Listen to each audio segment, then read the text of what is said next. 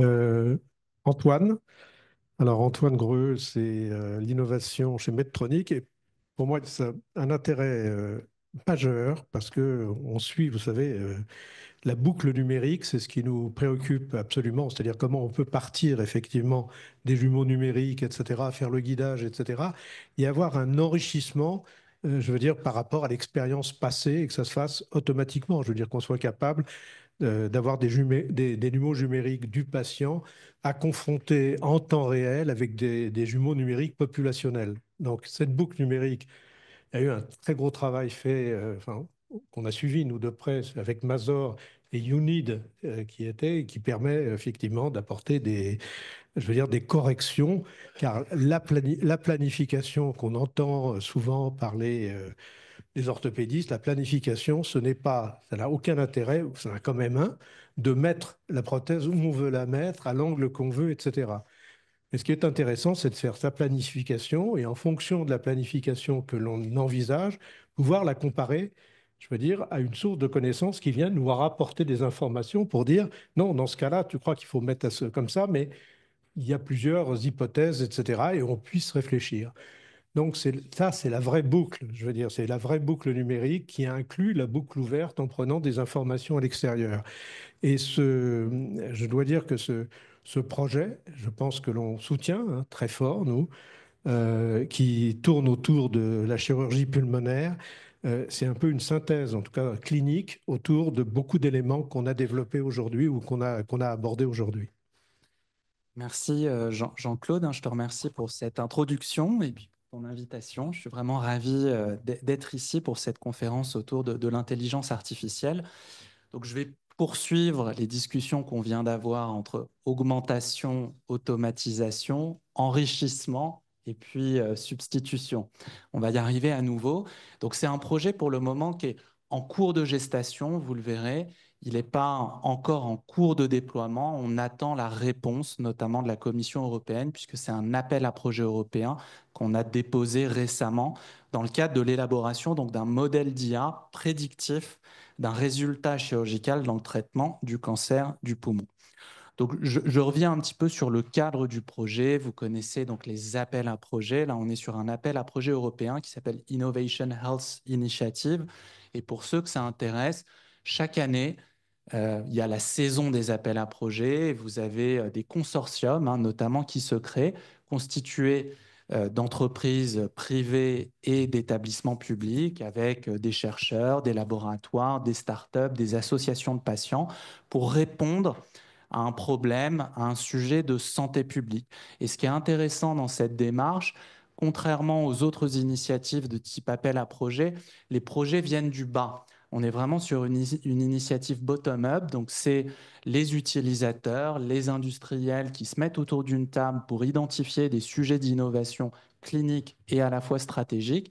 Et ensuite, donc un appel à projet est publié et vous avez 3 mois pour constituer la Dream Team, l'équipe, convaincre le jury et ensuite déployer ce projet sur un horizon généralement de 5 ans.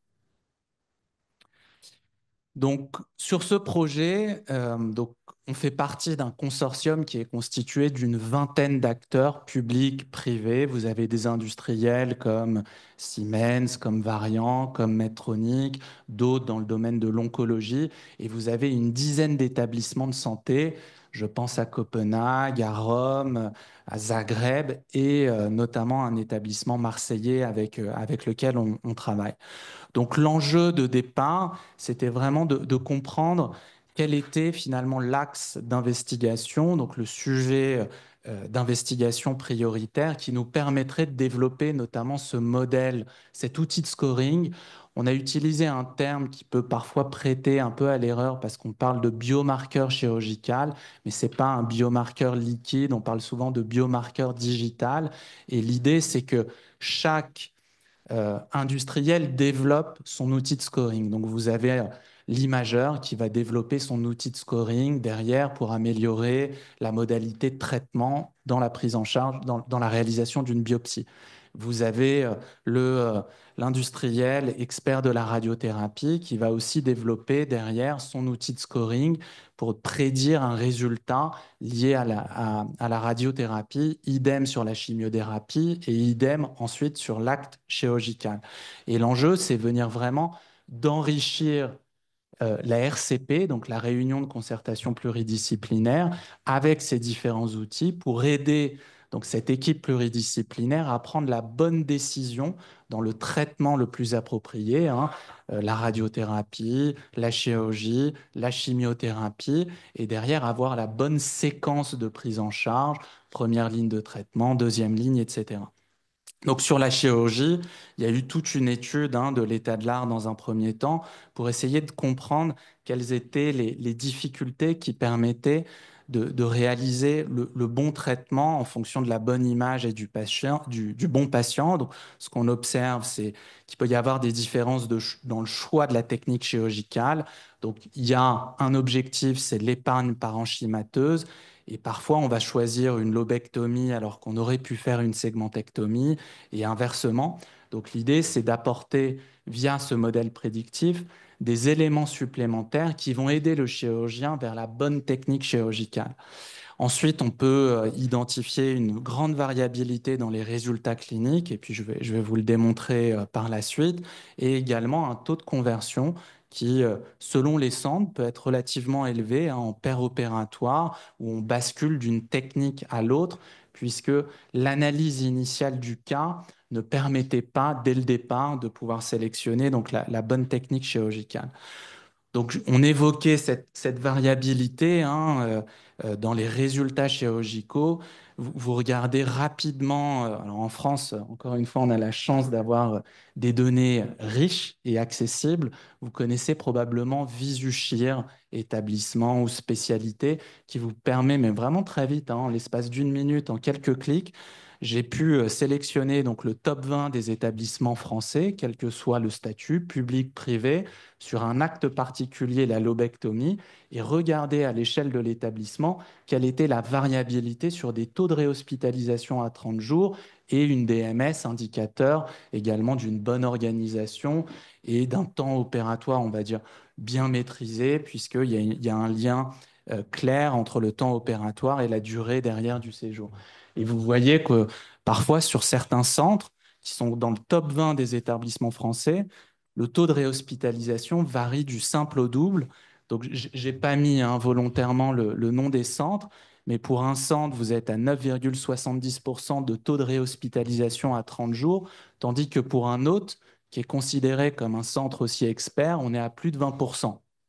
Donc, on a cette forte variabilité et l'idée, ça va être par le modèle prédictif, être en capacité de réduire cette variabilité, comme ça a été présenté récemment sur la présentation d'avant, et d'être en capacité d'apporter donc les bonnes informations pour orienter donc le chirurgien vers la bonne technique et derrière maximiser donc les résultats chirurgicaux. Donc pour ça, l'équipe chirurgicale avec laquelle j'ai travaillé avait donc une intuition, c'était donc l'utilisation notamment de la planification opératoire. Et récemment, j'ai pu assister donc à une conférence avec un chirurgien thoracique. On lui posait la question, demain, vous opérez votre maman. Quelle est la dernière des innovations que vous utiliserez dans votre bloc opératoire? Et on a été surpris parce qu'on aurait pensé qu'ils nous disent, moi, je garde le robot chirurgical pour opérer donc une personne qui fait partie de mon cercle intime. Et pour le chirurgien, ce qui a apporté énormément de valeur, c'était cet outil de planification opératoire. Donc cette capacité à vraiment obtenir ce jumeau numérique du patient, se projeter dans sa chirurgie, la mentaliser, se préparer pour réduire le risque péropératoire. Et vous le voyez, il y a de nombreuses études qui aujourd'hui démontrent tous les avantages de la planification préopératoire sur la diminution de la perte de sang pendant l'acte chirurgical, le temps opératoire, les taux de conversion, la durée d'hospitalisation, le nombre de complications. Donc on le voit, cet outil peut transformer l'acte chirurgical. Au-delà de l'acte, vous le verrez, le workflow chirurgical, donc le parcours du chirurgien, hein, depuis le diagnostic jusqu'à la consultation de contrôle, et peut vraiment réduire cette variabilité qu'on observait précédemment, rien qu'en allant regarder quelques données sur Visushir. Alors, aujourd'hui, donc l'apport, hein, de la planification préopératoire dans la stratégie thérapeutique, je vais aller vite sur ces éléments-là parce que je pense que vous le savez. Donc une planification chirurgicale précise, la détection notamment des variations anatomiques, hein, de tous ces éléments de personnalisation de l'anatomie d'un patient et notamment la réduction des faux positifs. Ce qu'on peut constater, c'est qu'avec l'image, notamment 2D, vous allez partir sur une décision thérapeutique qui ne sera pas confirmée par l'analyse en 3D du jumeau numérique de votre patient. Et ça vous permet ensuite de simuler et naviguer, de simuler la navigation péropératoire. Vous avez certains chirurgiens aujourd'hui qui vont découper la chirurgie depuis l'exposition, la dissection, chacune des grandes étapes d'une lobectomie ou d'une segmentectomie en sous-chapitre et vont utiliser cet outil de planification pour venir vraiment les aider, les guider en amont de l'intervention, choisir également précisément quelle est la bonne route, la bonne stratégie thérapeutique et avoir une planification donc la plus personnalisée et une chirurgie personnalisée donc pour son patient. Donc l'enjeu de ce projet de développement de ce modèle d'IA, je pense que vous l'avez compris, c'est, Jean-Claude l'expliquait très bien, vous avez le jumeau numérique de votre patient. Aujourd'hui, j'utilise mon outil de planification préopératoire à partir des images de mon patient et ensuite je fais appel à mon expérience, mon expertise en tant que chirurgien pour décider quelle va être la bonne technique chirurgicale. Ce qu'on va faire, c'est qu'on va créer une base de données en fait rétrospective à partir de l'ensemble des images de ce centre et d'autres centres pour venir augmenter le chirurgien pendant son choix de traitement chirurgical, mais également à partir de l'expérience des autres chirurgiens utilisateurs de la planification, notamment préopératoire. Donc, ce modèle d'IA va venir enrichir cet outil de planification préopératoire et derrière évaluer donc un résultat chirurgical sur des taux de complications, sur un risque de conversion, sur une DMS également prédictive, etc.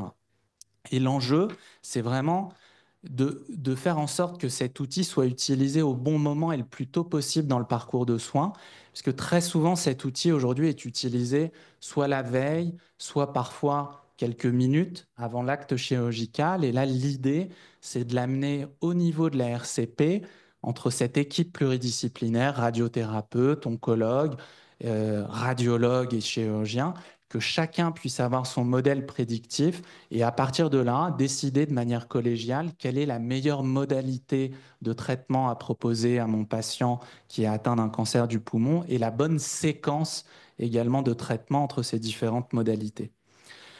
Je vois que le temps passe vite, mais comment est-ce qu'on va faire?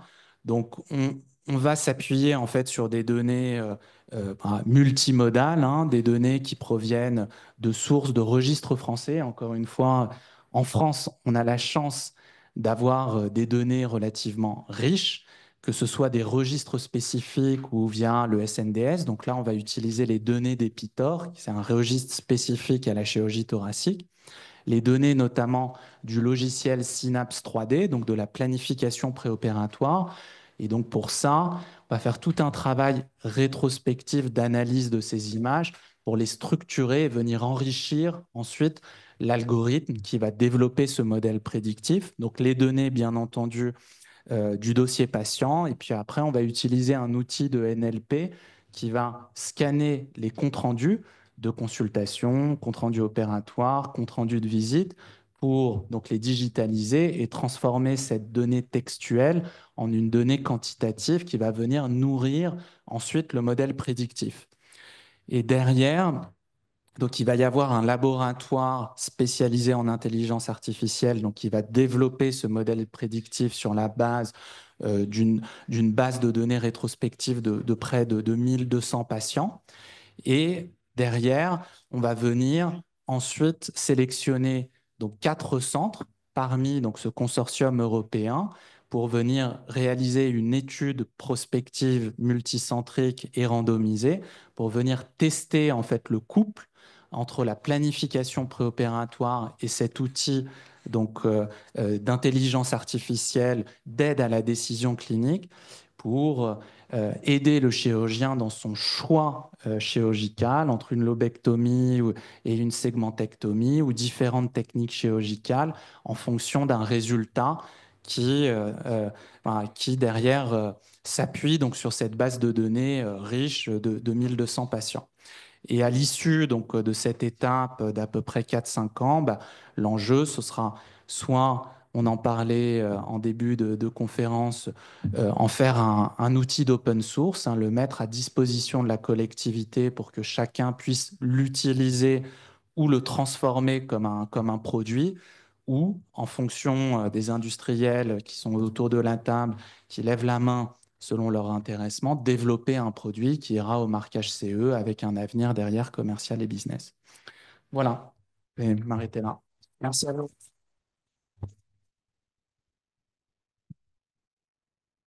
Alors, merci beaucoup.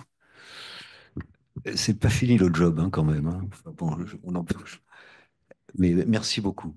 Alors, est-ce que vous avez des questions? Moi, j'ai une question. Ouais. Alors, on va faire je commence. Tu as parlé finalement de la mise au point d'un jumeau numérique populationnel. C'est-à-dire qu'à partir de ton jumeau, ton patient que tu dois opérer, tu vas pouvoir le comparer à une population équivalente qui aura été enrichie par l'expertise nationale, internationale. Donc finalement, et peut-être, tu as parlé d'un accompagnement et d'un bilan de planification pré-op. Est-ce que ça ne va pas être finalement quelque chose qui peut être fait en pré-op? C'est-à-dire au moment où tu es en face de ton patient, finalement, le système te dit la recommandation populationnelle, c'est de faire tel ou tel geste et d'accompagner le chirurgien finalement. Effectivement, dans le workflow chirurgical, on s'est arrêté à la RCP, mais on peut remonter en effet une étape supplémentaire en opératoire dès le diagnostic, effectivement, pour venir éclairer donc, le chirurgien pendant cet acte de consultation et avoir plus de visibilité.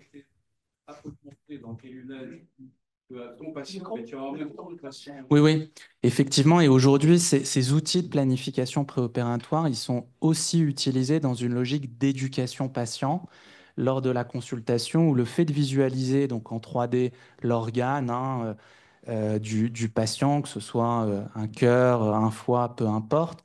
Et c'est vrai qu'on arrive à visualiser la tumeur, à expliquer le geste chirurgical et on réduit cette différence de compréhension qui est source d'anxiété aussi pour le patient. Ouais. Oui, d'accord. Une question. Oui, une question courte. Tout ceci est séduisant, c'est fascinant même, l'histoire du jumeau numérique, etc. Mais le problème, c'est que ça repose sur des informations acquises par des scanners, DEPSCAN, etc. Et j'ai fait une expertise, désolé, enfin, je ne suis pas chirurgien, je suis médecin, mais je fais des expertises où en préopératoire, il y avait une lobectomie qui était prévue parce que le cancer était localisé, sauf qu'il diffusait un autre lobe et ça aboutit en préopératoire à une pneumonectomie complète. Donc la question, c'est quid si le signal n'est pas dépisté avant? C'est-à-dire que la stratégie du logiciel va reposer sur les informations du patient. Alors, c'est là où toute la pondération des données internationales peut intervenir, mais ça a été une surprise tout à fait spectaculaire. En effet, c'est un point important et je pense qu'après, c'est l'apprentissage, on va dire, continu. Généralement, on a tendance à dire qu'un algorithme, c'est comme Oui, mais le modèle le iOS signal, sur votre téléphone qui est en amélioration continue. Et quand vous rencontrez des cas de figure qui sortent des cas qui ont déjà permis d'entraîner le modèle, vous les intégrez pour qu'il puisse avoir une capacité en fait de Oui. prédiction. Mais là, la tumeur était dans le lobe supérieur et manque de peau, c'était le lobe supérieur et Non, lobe mais c'est- inférieur et lobe moyen. Et il n'y avait pas de, Non, mais il y avait c'est pas pas de du- signal sur aucun des examens préopératoires. non, c'est Euh, pas ça, c'est que c'est pas une surprise du tout. Et c'est là où je dis que, Bah, si, d'abord, quand même, un petit peu, puisque ça a été. tous les chirurgiens savent ce qu'ils doivent à Medtronic, hein, donc je tiens à le dire et je tiens à le Ouais. redire. C'est pas une Mais critique. pour nous, le Graal, c'est que notre œil, pendant l'opération, qu'on puisse regarder ce que notre œil ne voit pas. Parce qu'en fait, c'est ça le truc. C'est qu'on a fait des progrès parce que on a pu, avec l'imagerie, d'abord avec la dissection anatomique, puis ensuite avec l'imagerie, voir les lésions, voir comment elles étaient, où elles étaient, les rapports anatomiques. Et de ce point de vue, ça a un grand rôle de formation, vous venez de le dire. Mais le problème, c'est que pendant qu'on opère un poumon ou un foie, ben, quand on opère, on voit un foie ou un poumon. On ne voit pas la tumeur, sauf si elle affleure la surface. Et donc, le Graal, pour nous, c'est un peu ce que tu as évoqué. C'est en opératoire de voir la lésion telle qu'elle a été caractérisée par le jumeau virtuel, mais qu'on la voit dans le champ opératoire. Alors, on commence à le voir, parce que ce que fait Nicolas Bourdel à Oui, Clermont-Ferrand bien ou sûr. Louise Lecointre, Je regarde, ouais. et Lise Lecointre à Strasbourg, C'est ça, clair. alors c'est compliqué, hein, c'est lourd ce qu'ils font, enfin, c'est très bien, mais ça, on voit bien que c'est lourd. C'est ça le Ça, Graal c'est pour nous. l'étape Parce ultime. qu'il n'y a pas du tout de confusion. Le type, il a bien vu en préopératoire la lésion, les rapports anatomiques, sauf qu'en péropératoire, il n'a rien reconnu. Alors, il s'est peut-être planté aussi, mais je veux dire, c'est plus compliqué. Mais si je peux me permettre, On va passer la parole parce que je pense que c'est vraiment, oui, c'est vraiment important. On a Luc Solaire qui veut commenter. Alors, je crois que Ouais, ouais, je comme peux on a venir. Synapse d'un côté, voilà. Ah ben, Comme, oui, oui, mais je pense on a Synapse d'un côté et Visible Passion de l'autre. Donc, je pense que c'est bien que Luc nous dise un petit mot. En fait, moi, ce que je voulais dire, c'est juste rappeler un point essentiel. Ce n'est pas parce qu'on a un modèle 3D ou un outil de modélisation 3D que pour autant on résout le problème. Vous pouvez avoir la meilleure reconstruction 3D du monde. Si vous faites une mauvaise planification à partir de là, vous aurez à la fin un résultat qui ne sera pas probant. La modélisation 3D, c'est une information supplémentaire. On voit l'anatomie en 3D et les outils de planification qui sont disponibles nous permettent de simuler un acte. Mais vous pouvez très bien simuler un mauvais acte, même avec un bon outil. Et nous, on l'a vu plusieurs fois. Ça, c'est encore L'autre plus fort, là. élément sous-jacent, l'autre élément sous-jacent, c'est le fait que, si on prend l'exemple de Synapse qui est illustré ici, Synapse est une partie automatique et une partie manuelle. Il ne faut pas oublier que derrière, il faut contrôler. On a régulièrement des équipes qui utilisent Synapse, qui font appel à notre service parce qu'ils nous disent ça n'a pas fonctionné. Ce qui veut dire que derrière, et ça je l'ai vu sur le terrain, ça va être dépendant de l'expertise de l'utilisateur à utiliser cet outil-là. Et donc, même si vous avez un outil d'IA, si vous n'avez pas l'expertise pour l'utiliser efficacement, vous pouvez aboutir à un mauvais résultat. Donc, ce que je veux dire derrière tout ça, c'est qu'on a un risque qui est important à analyser, à mon sens, dans une étude qui est aussi intéressante que celle que vous venez de présenter, parce qu'elle est vraiment intéressante et elle devrait aboutir à des éléments intéressants pour évoluer sur les actes chirurgicaux. Je pense qu'il ne faut pas oublier un élément crucial, c'est la capacité à exploiter efficacement l'outil d'IA. Parce que la réalité derrière ça, c'est que vous allez juste switcher la capacité à faire un bon geste chirurgical ou un bon planning vers la capacité d'utiliser l'outil qui vous a été mis entre les mains. Et ça, bah, si ce n'est pas analysé derrière, vous aurez un problème qui va être sous-jacent.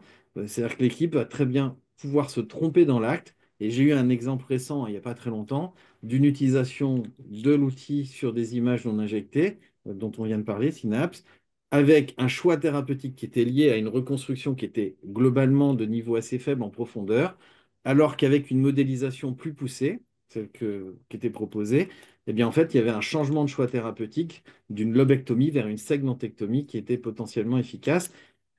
C'est juste pour illustrer que, à mon sens, il faut aller un cran plus loin et penser aussi à ce problème de l'outil qui n'est pas du tout totalement automatique, contrairement à ce que vous semblez le dire, et surtout qui ne fournit pas le planning opératoire, c'est le clinicien qui le décide. Merci. Est-ce qu'on peut te poser une question? L'apport du PEROP, c'est-à-dire en réalité augmentée de Visible Patient, c'est-à-dire où finalement tu peux être amené à être plus facilement conduit au bon geste.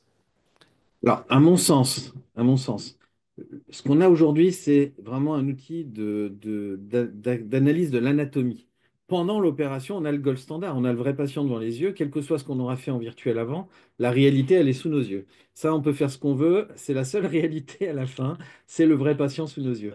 La difficulté qui a été donnée par Hubert tout à l'heure et qui est réelle, c'est pas parce que j'ai dit qu'il fallait couper cette branche que dans la vraie vie, je vais réussir à trouver la branche et à la couper. Et Ah oui, ça c'est sûr. c'est un Ça, c'est vrai l'expertise problème. chirurgicale. Ouais. Et c'est là où on retombe sur l'expertise chirurgicale. Par contre, ce qui est certain, c'est que si on sait à l'avance quelle est l'anatomie, on aura moins de difficultés à trouver la bonne branche. Ça ne résout pas tout. La réalité augmentée qu'on appelle tous de nos voeux, sur les poumons, elle n'est pas pour tout de suite, hein, parce que c'est beaucoup plus complexe. Ça marche très bien en effet externe sur la partie gynécologique et sur le rein. Ça devrait à terme bien marcher aussi sur le foie, aussi bien sur ce que fait Surgère ou ce que font les équipes à Paris sur la chaire BOPA. Je pense qu'il y aura des solutions. Pour le poumon, ça va être beaucoup plus long parce que c'est un organe qui se dégonfle. Il y a des problématiques sous-jacentes qui sont plus fortes. Donc, c'est pas évident de résoudre la question tout de suite. Mhm. Par contre, le simple fait d'avoir cette anatomie en visualisation 3D avec le casque, puisque c'est de ça dont on parlait tout à l'heure, permet à notre cerveau de nous entraîner sur la configuration spatiale des différentes branches. C'est ce que fait actuellement l'équipe de Jean-Marc Bast à Rouen. Il utilise le modèle 3D avec le casque HoloLens. Et ce qu'il nous dit, c'est que grâce à ça, il a une meilleure perception spatiale de l'anatomie topologique, c'est-à-dire des branches, ce qui fait qu'il va plus vite à l'acte, il arrive à plus facilement à retrouver les branches grâce à ça. Mais ce n'est pas encore le Graal qu'on espère tous, c'est-à-dire voir en temps réel, en transparence. Ça, vous l'avez vu dans Surge AR ou dans les projets gynécologiques qui sont faits à Strasbourg ou Mhm. ailleurs. C'est en effet quelque chose qui va venir. Ça prendra encore un peu de temps. Merci, merci Luc. Et pour ton approche, je voulais quand même dire que il y a peut-être une autre question, mais je voulais quand même dire euh, la raison pour laquelle j'ai retenu cette présentation. Bien sûr, là, on discute de la réunion, là, tout là. C'est la boucle ouverte avec la réintroduction d'informations pour corriger ou pouvant augmenter finalement la prise de décision, etc. C'est le principe du 4.0, c'est la boucle ouverte. Je veux dire, et là, on en a quelques exemples. Alors effectivement, tous nos outils sont pas, on sait très bien qu'on travaille dessus, mais l'important, c'est de voir cette démarche qui commence à se généraliser, de sortir, il y a des reconstructions d'une base par rapport à d'anciennes images, etc. Mais l'idéal, c'est, on le sait, c'est le partage de l'ensemble des informations, je veux dire en apprentissage fédéré, et en temps réel, la base qui alimente la réflexion. Il y a une question là. Oui, bah, au passage, je dis bonjour, bonjour à Luc, hein. Non, je reviens à votre communication parce que tout ce que vous avez dit, je suis complètement d'accord, il n'y a rien à dire. Mais vous avez parlé, ou alors j'ai mal compris, à un moment donné, dans votre étude, d'algorithme thérapeutique. C'est ça qui m'a gêné. C'est-à-dire que là, que votre appareil, votre modèle d'IA qui va conseiller aux chirurgiens de faire peut-être ou une lobectomie, une segmentectomie, non pas pour des considérations anatomiques, alors que cette décision, c'est vraiment clinique et c'est en fonction de la pathologie. Je ne sais pas, là vous avez parlé du cancer. Quel type de cancer, quel type de traitement? C'est ça qui me dérange sur la finalité du but et du scoring que vous voulez proposer. Ça veut dire que là, il faut qu'on obéisse au score proposé que vous allez créer, mais en fonction de quoi? Parce que c'est plus de la planification, c'est pas de la planification chirurgicale. C'est carrément une indication que vous donnez. C'est ça qui me dérange un peu. Alors, l'idée, c'est pour le moment hein, d'être une aide à la décision clinique et que voilà, le résultat ne fera pas foi. On va être dans le cadre d'un projet de recherche et développement. Je ne suis pas chirurgien, donc je ne peux pas prédire quel va être le résultat de cette étude-là. Mais l'idée, c'est qu'à partir des bonnes données préopératoires, donc de l'image, de la planification préopératoire, de données cliniques, de données démographiques, vous puissiez commencer à prédire un résultat chirurgical et orienter vers une modalité de traitement. Et ensuite, le chirurgien sera augmenté de ces informations-là, il gardera son choix délibéré en fonction de son expérience, en fonction de ses échanges avec d'autres collègues. Et là, l'idée, comme l'évoquait Jean-Claude, c'est vraiment une approche fédérative, c'est-à-dire qu'on n'est plus seul derrière en fait son image et ses expériences de 1000 cas, on va dire, récents. C'est vraiment cet aspect fédératif qui va enrichir cette décision individuelle et l'orienter derrière vers la bonne modalité de traitement, mais ce sera sa décision personnelle. C'est un projet de recherche, hein. On n'est pas encore sur un algorithme qui dit tu fais ci ou tu fais ça. On en est encore loin. Ouais. Bon, merci. Et merci à tous. Merci pour votre attention. Et je dois dire, j'ai eu beaucoup de plaisir à préparer cette séance et de la faire avec voilà, tous les interlocuteurs enfin, qui étaient là, tous ceux qui ont présenté, des gens avec qui je travaille régulièrement et qui m'enrichissent en permanence. Et merci beaucoup à tous les orateurs qui nous montrent les directions. Alors, il y en aura qui iront plus vite que d'autres, mais en tout cas, c'est un des charmes de l'académie d'être aux aguets et de voir ce qui va arriver. Voilà. Merci beaucoup.